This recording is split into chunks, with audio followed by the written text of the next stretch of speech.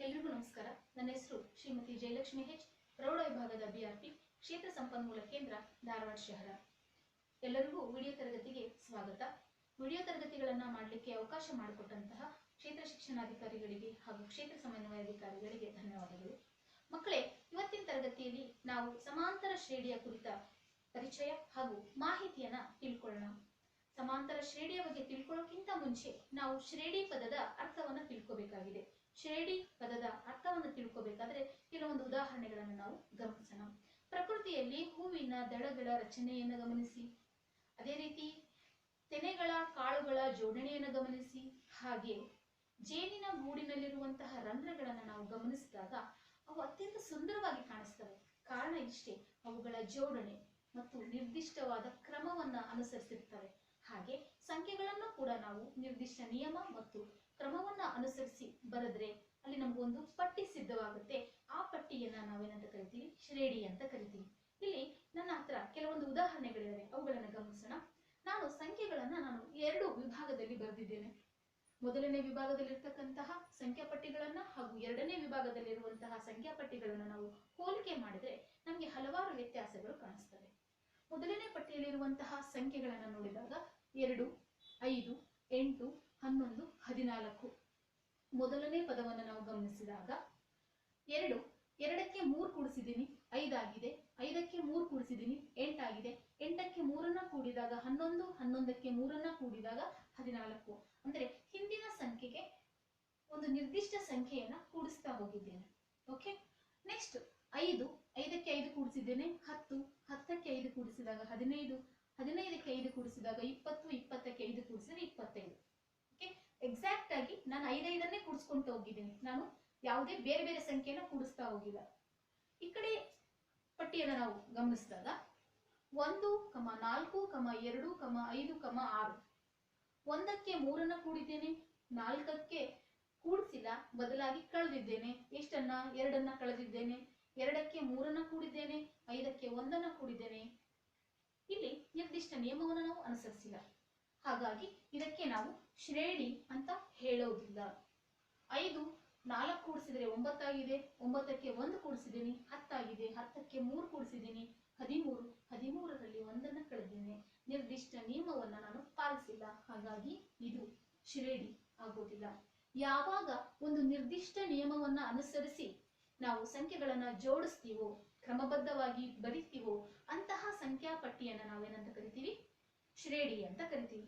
ಯಾವಾಗ ಶ್ರೇಣಿಯಲ್ಲಿ ಇರುವಂತಹ ಪದಗಳ ಸಂಖ್ಯೆ ಪರಿಮಿತವಾಗಿರುತ್ತೋ ಅದಕ್ಕೆ ನಾವು ಪರಿಮಿತ ಶ್ರೇಣಿ ಅಂತ ಕರಿತೀವಿ. ಯಾವ ಪದಗಳು ಮುಂದುವರಿಯುತ್ತವೋ, ಅದಕ್ಕೆ ಕೊನೆ ಆಗೋದಿಲ್ವೋ, ಅದಕ್ಕೆ ನಾವು ಅಪರಿಮಿತ ಶ್ರೇಣಿ ಅಂತ ಕರಿತೀವಿ. ಓಕೆ, ನಾವು ಶ್ರೇಣಿಯನ್ನ ನಿರ್ದಿಷ್ಟ ನಿಯಮಾನುಸಾರ ಜೋಡಿಸಿರುವಂತಹ ಒಂದು ಸಂಖ್ಯಾ ಪಟ್ಟಿ ಅಥವಾ ಸಮೂಹ ಅಂತ ಹೇಳ್ಬೋದು. ಅದೇ ರೀತಿ ಸಮಾಂತರ ಶ್ರೇಣಿಯ ಬಗ್ಗೆ ನಾವು ತಿಳ್ಕೊಳ್ಳೋದೇ ಆದ್ರೆ ಅದರ ಡೆಫಿನಿಷನ್ ಅನ್ನ ನಾವು ಹೇಗೆ ಹೇಳ್ಬೋದು ಅಂತಂದ್ರೆ, ಮೊದಲ ಪದವನ್ನ ಹೊರತುಪಡಿಸಿ ಮುಂದಿನ ಸಂಖ್ಯೆ ಪಡೆಯಬೇಕಾದರೆ ಹಿಂದಿನ ಸಂಖ್ಯೆಗೆ ಒಂದು ನಿರ್ದಿಷ್ಟ ಸಂಖ್ಯೆಯನ್ನ ಕೂಡಿಸುತ್ತಾ ಹೋದಾಗ ನಮಗೆ ದೊರೆಯುವಂತಹ ಒಂದು ವಿಶೇಷವಾದಂತಹ ಸಂಖ್ಯಾ ಪಟ್ಟಿಯನ್ನ ನಾವು ಸಮಾಂತರ ಶ್ರೇಣಿ. ಸಮ ಅಂತರ, 2 ಪದಗಳ ನಡುವಿರುವಂತಹ ವ್ಯತ್ಯಾಸ ಸ್ಥಿರವಾಗಿರುತ್ತೆ. ಇಂತಹ ಶ್ರೇಣಿಗೆ ನಾವು ಸಮಾಂತರ ಶ್ರೇಣಿ ಅಂತ ಕರಿತೀವಿ. ಓಕೆ, ಇಲ್ಲಿ ನಾನು ಒಂದು ಉದಾಹರಣೆಯನ್ನ ತಗೊಂಡಿದ್ದೀನಿ. ಇಲ್ಲಿ ಮೇಲ್ಗಡೆ ಇರ್ತಕ್ಕಂಥ ಉದಾಹರಣೆನೇ ಇದು. 2, 5, 8, 11, 14 ಅಂಡ್ ಸೋ ಆನ್. ಅಂದ್ರೆ ಇದು ಅಪರಿಮಿತ ಸಮಾಂತರ ಶ್ರೇಣಿ. ಇಲ್ಲಿ ಶ್ರೇಣಿಯಲ್ಲಿರುವಂತಹ ಎಲ್ಲಾ ಸಂಖ್ಯೆಗಳನ್ನ ನಾವು ಶ್ರೇಣಿಯ ಪದಗಳು ಅಂತ ಕರಿತೀವಿ. 2 ಅಂದ್ರೆ A1 ಮೊದಲನೇ ಪದ, A2 ಎರಡನೇ ಪದ, A3 ಮೂರನೇ ಪದ, A4 ನಾಲ್ಕನೇ ಪದ, ಹಾಗೆ ಮುಂದುವರೆದಿದೆ. ಮೊದಲನೇ ಪದವನ್ನ A1 ಅಂತಾನೂ ಸೂಚಿಸ್ತೀವಿ, ನಾವು A ಅಂತಾನೂ ಕರಿತೀವಿ. A ಅಂತಂದ್ರೆ ಮೊದಲ ಪದ. ಡಿ ಅಂತಂದ್ರೆ ಸಾಮಾನ್ಯ ವ್ಯತ್ಯಾಸ, ಕಾಮನ್ ಡಿಫರೆನ್ಸ್. ಇಂಗ್ಲಿಷ್ ನಲ್ಲಿ ಸಮಾಂತರ ಶ್ರೇಣಿಯನ್ನ ಅರ್ಥಮೆಟಿಕ್ ಪ್ರೋಗ್ರೆಷನ್ ಅಂತ ಕರಿತೀವಿ. A first term, D common difference ಅಂತ ಕರಿತೀವಿ. ಇಲ್ಲಿ ಸಾಮಾನ್ಯ ವ್ಯತ್ಯಾಸ ಸ್ಥಿರವಾಗಿರುತ್ತೆ ಅಂತ ಹೇಳಿದೆ ನಾನು. 2 ಪದಗಳ ನಡುವಿನ ವ್ಯತ್ಯಾಸ ಯಾವಾಗಲೂ ಸ್ಥಿರವಾಗಿದ್ರೆ ಅದು ಸಮಾಂತರ ಶ್ರೇಣಿ ಅಂತ ಕರಿತೀವಿ ಅಂತ ಹೇಳಿದೆ.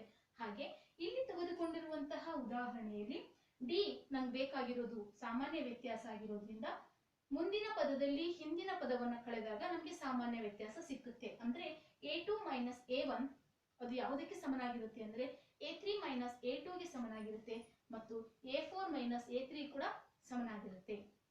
ಮುಂದಿನ ಪದದಲ್ಲಿ ಹಿಂದಿನ ಪದವನ್ನ ನಾವು ಕಳೆದಾಗ ಸಾಮಾನ್ಯ ವ್ಯತ್ಯಾಸ ಸಿಕ್ಕುತ್ತೆ. ಸಾಮಾನ್ಯ ವ್ಯತ್ಯಾಸ ಸ್ಥಿರವಾಗಿದೆಯಾ ಅಥವಾ ಇಲ್ಲವೋ ಅಂತ ನಾವು ಗಮನಿಸಿದಾಗ A2 ಅಂದ್ರೆ 5, A1 ಅಂದ್ರೆ 2, A3 ಅಂದ್ರೆ 8 minus 5, A4 minus A3 means 11 minus 8. 5ರಲ್ಲಿ 2 ಹೋದ್ರೆ 3, 8ರಲ್ಲಿ 5 ಹೋದ್ರೆ 3, 11ರಲ್ಲಿ 8 ಹೋದ್ರೆ 3. ನಾವಿಲ್ಲಿ ಗಮನಿಸಿದಾಗ ಸಾಮಾನ್ಯ ವ್ಯತ್ಯಾಸವು ಸ್ಥಿರವಾಗಿದೆ. ಯಾವ ಶ್ರೇಣಿಯಲ್ಲಿ ಸಾಮಾನ್ಯ ವ್ಯತ್ಯಾಸ ಸ್ಥಿರವಾಗಿರುತ್ತೋ ಅದನ್ನ ನಾವು ಸಮಾಂತರ ಶ್ರೇಣಿ ಅಂತ ಕರಿತೀವಿ. ಓಕೆ, ಮತ್ತೊಮ್ಮೆ ಹೇಳ್ತೀನಿ. ಮೊದಲ ಪದವನ್ನ ಹೊರತುಪಡಿಸಿ ಮುಂದಿನ ಪದ ಪಡೆಯಬೇಕಾದರೆ ಹಿಂದಿನ ಪದಕ್ಕೆ ಒಂದು ನಿರ್ದಿಷ್ಟವಾದ ಸಂಖ್ಯೆಯನ್ನ ಕೂಡಿಸ್ತಾ ಹೋದಾಗ ನಮ್ಗೆ ಮುಂದಿನ ಸಂಖ್ಯೆ ದೊರೀತಾ ಹೋಗುತ್ತೆ. ಇಂತಹ ಸಂಖ್ಯಾ ಪಟ್ಟಿಯನ್ನು ನಾವು ಸಮಾಂತರ ಶ್ರೇಣಿ ಅಂತ ಕರಿತೀವಿ. ಸಮಾಂತರ ಶ್ರೇಣಿಯ ಮೊದಲನೇ ಪದವನ್ನ ಎ ಅಂತಲೂ ಹಾಗೂ ಸಾಮಾನ್ಯ ವ್ಯತ್ಯಾಸವನ್ನ ಡಿ ಅಂತ ಸೂಚಿಸ್ತೇವೆ. ಹಾಗಾದ್ರೆ ಸಮಾಂತರ ಶ್ರೇಣಿಯ ಸಾಮಾನ್ಯ ರೂಪವನ್ನ ಜನರಲ್ ಫಾರ್ಮ್ ಅನ್ನ ನಾವು ಹೇಗೆ ಬರೀಬಹುದು ಅಂತಂದ್ರೆ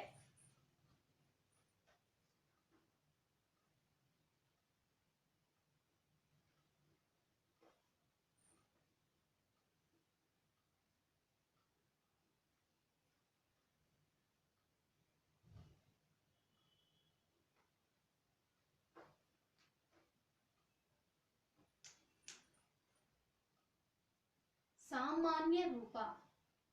ಸಮಾಂತರ ಶ್ರೇಣಿಯ ಸಾಮಾನ್ಯ ರೂಪ. ಈಗಾಗಲೇ ನಾನು ನಿಮ್ಗೆ ಹೇಳಿದ್ದೀನಿ ಶ್ರೇಣಿಯ ಪದಗಳನ್ನು ನಾವು A1, A2, A3, A4 and so on. ಶ್ರೇಣಿಯ ಪದಗಳು ಮೊದಲನೇ ಪದ, ಎರಡನೇ ಪದ, ಮೂರನೇ ಪದ, ನಾಲ್ಕನೇ ಪದ. ಸಮಾಂತರ ಶ್ರೇಣಿಯಲ್ಲಿ ಮೊದಲ ಪದವನ್ನ ನಾವು ಎ ಅಂತ ಸೂಚಿಸ್ತೇವೆ. That is equals to A. ಸಾಮಾನ್ಯ ವ್ಯತ್ಯಾಸವನ್ನ